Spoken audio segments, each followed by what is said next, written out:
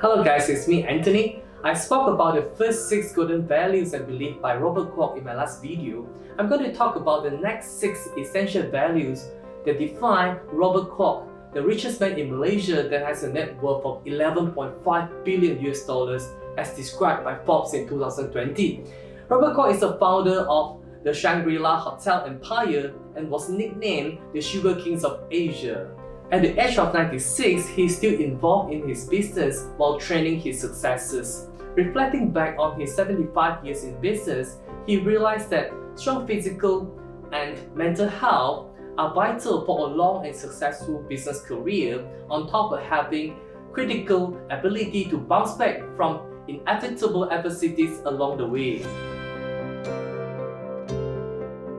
People say that successful and admirable men must have guts. They must be daring to fight for what they believe in life and walk their thoughts with high principles. Robert Kuok is fearless. He will stand on his ground if he thinks that he is right. There was an incident where a British sugar trader was rude to him and accused him for sabotaging their business by setting up a sugar refinery in Malaysia. He was furious and he replied, "It's none of your business. Who do you think you are? You are so rude and uncivilized.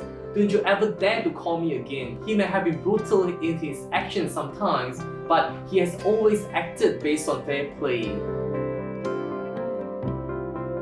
He has foresight in business and acts very quickly.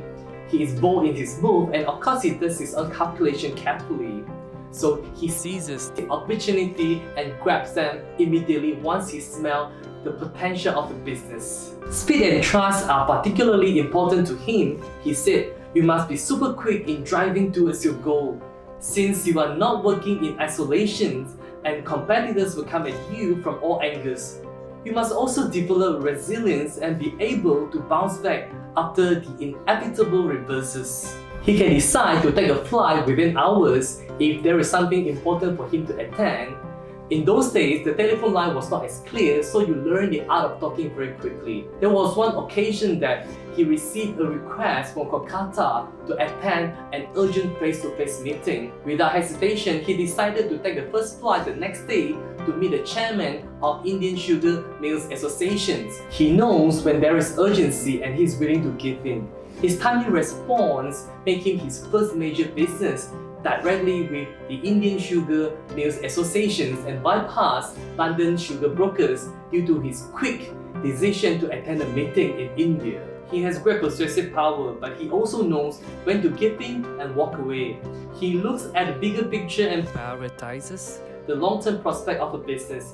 He knows his strength and his connections and is able to conclude deals on the table. He believes in a win-win for both parties. He has an appreciation for quality people. When he hires staff, he looks for those who is honest, hardworking and intelligent. He doesn't look for MBAs or those exceptional students because he said you may hire a brilliant person or first-class owner, but if his mind is not a fair one or he has a warped attitude in life, does brilliant really matter? He believed in no nepotism and no weakness. Although his family members are very involved in his business, but he said, "We are relative fine, but in the company, discipline matters. Whoever that can produce profits gets the reward." Simple. He thinks that for the majority of men, the hardest thing for them to do is to admit fault. If you flatter them, their egos go sky high. And flattery is the cheapest form of bribery.